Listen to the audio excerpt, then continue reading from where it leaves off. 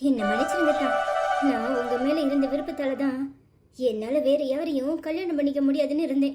என்ன ஃபோர்ஸ் பண்ணதுனால தான் நான் மருந்து குடிச்சிட்டேன். என்ன மன்னிச்சிருங்கத்தா. பேசாத.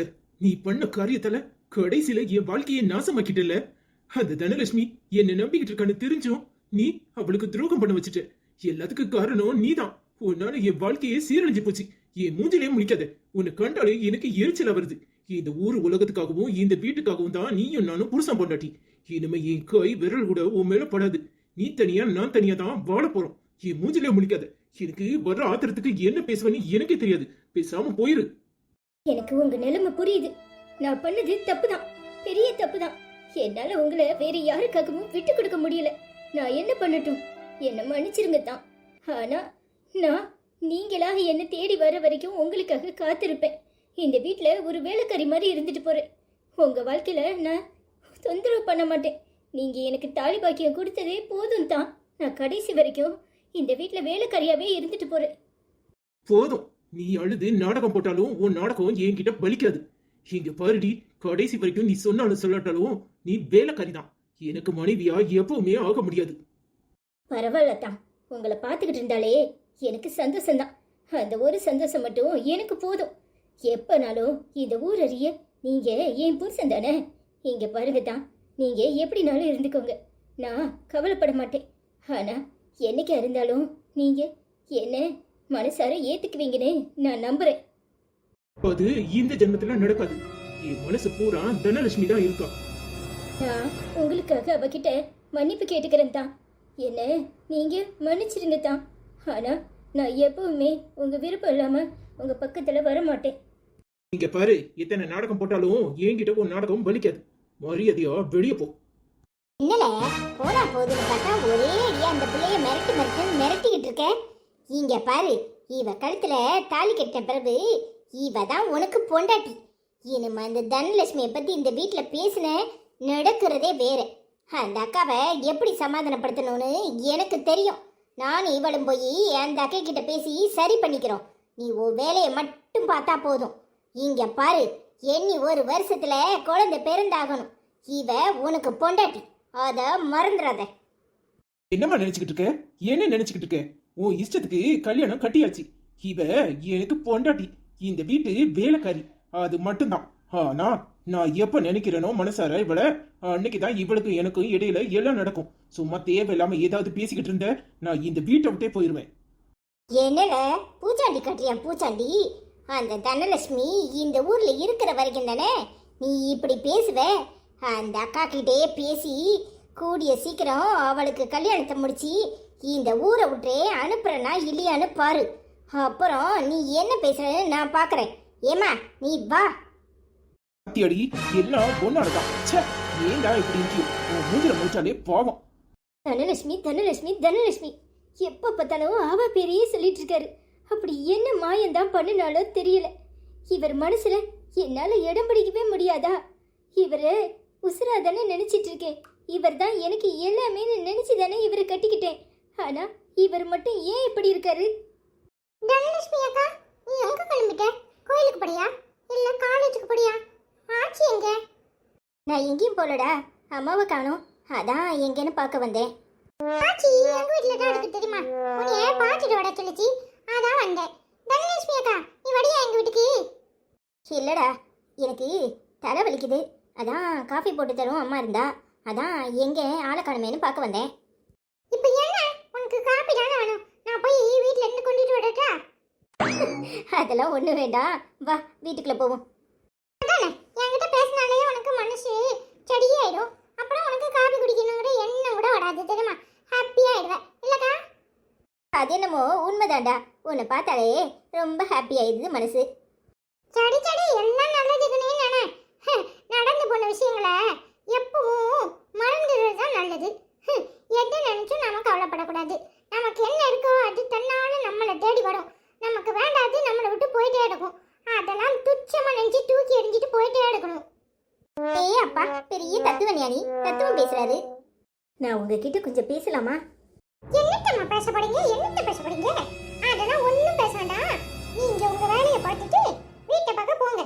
எங்க பங்கஜாச்சி இல்ல இருந்தா உண்டு இல்லைன்னு ஆக்கிடுவாங்க பார்த்துக்கோங்க. இங்க பாருங்க, தேவையில்லாம இங்க வந்து ஒன்றும் பேச வேண்டாம். ஏற்கனவே செல்வமணி நிறைய குழப்பம் பண்ணி வச்சுட்டு போயிட்டுக்கான். இப்ப உங்களை தூட்டு அனுப்பியிருக்கானா? டேய், சும்மா இருக்க மாட்டேன். அவங்க என்ன பேசணுமோ பேசட்டும். இங்க பாரு தனலட்சுமி, உனக்கு ஒன்றும் தெரியாது. நீ இப்படிதான் எல்லாரையும் நம்பி நம்பி ஏமாந்து போட. நீ மனசு கஷ்டப்பட்டுட்டு இருப்பேன்னு கூட நினைக்காம உன்கிட்ட வந்து என்ன பேச வேண்டியது இருக்கு? அதெல்லாம் ஒடுத்தரும் ஒன்றும் பேச வேண்டாம். அவங்க வேலையை பார்த்துட்டு போட்டும். சும்மா இருக்க மாட்டேன். நீ உள்ள போ, நான் வரேன். முடியாது, நான் இங்க தான் நிப்பேன். பங்கஜாச்சி என்னதான் உனக்கு காவலுக்கு அனுப்பிட்டு தெரியுமா? அவன் நின்னா நிக்கட்டுங்க, ஒன்றும் பிரச்சனை இல்லை. நான் தான் தப்பு பண்ணிட்டேன். நீங்களும் அவரும் விரும்புறீங்கன்னு தெரிஞ்சும் நான் ஏன் ஆசைக்காக அவரை வலுக்கட்டாயமா கல்யாணம் பண்ணிக்கிட்டேன். அவருக்கு எதுக்கும் எந்த சம்மந்தமும் இல்லை. அவர் பாவம் இன்னை வரைக்கும் மனசு வருத்தத்தில் உங்களை நேருக்கு நேராக பார்க்க முடியாமல் இருக்காரு. என்னை மன்னிச்சிருங்கங்க. நான் நடந்து முடிஞ்ச விஷயத்தை பற்றி பேச விரும்பலை. உங்கள் வாழ்க்கை நீங்கள் வாழுங்க. நீங்கள் சந்தோஷமா இருந்தா அது எனக்கு போதும். எனக்கும் உங்கள் புருஷனுக்கும் எந்த சம்மந்தமும் இல்லை. நான் விரும்பினது வேறு செல்வமணி. அவன் இப்போ இங்கே இல்லை. எனக்கு என்ன நடக்குதோ அது நடந்துட்டு போகுது. என்னை பற்றி யாரும் கவலைப்பட வேண்டாம். அவங்க வாழ்க்கையை சந்தோஷமாக வாழ்ந்தா போதும். அவர் குற்ற உணர்ச்சியில் நிம்மதி இல்லாமல் தவிக்கிறாரு. அதை என்னால் பார்க்க முடியல. மனசு சங்கடமாக இருக்கு. என்னால் தான் அவருக்கு இந்த நிலைமை நினச்சா என்னமோ மாறி இருக்கு. நீங்கள் ஒரு தடவை மனசில் எதுவும் இல்லை மன்னிச்சிட்டேன்னு சொல்லுங்க அவர்கிட்ட. எனக்கு அது மட்டும் போதும். நான் யாருங்க அவனை மன்னிக்கிறதுக்கு? அவனுக்கும் எனக்கும் எந்த சம்மந்தமும் இல்லை. அது எப்பவோ முடிஞ்சு போச்சு. இப்போ உங்க கூட இருக்கிறது உங்க புருஷன். அவருக்கும் எனக்கும் எந்த தொடர்பும் இல்லை. இங்க பாருங்க, தேவையில்லாம என்கிட்ட நீங்க வந்து எந்த விளக்கமும் கொடுக்கணும்னு அவசியம் இல்லை. அத மாதிரி நீங்க உங்க வாழ்க்கையை சந்தோஷமா வாழுங்கன்னு நான் சொல்லிட்டேன். நான் உங்களுக்கு இடைஞ்சலா வந்து நிக்க போறதும் இல்லை. உங்க புருஷன் பிரச்சனை உங்க பிரச்சனை. அவர் எப்படி இருந்தாலும் அதை பத்தி எனக்கு கவலை கிடையாது.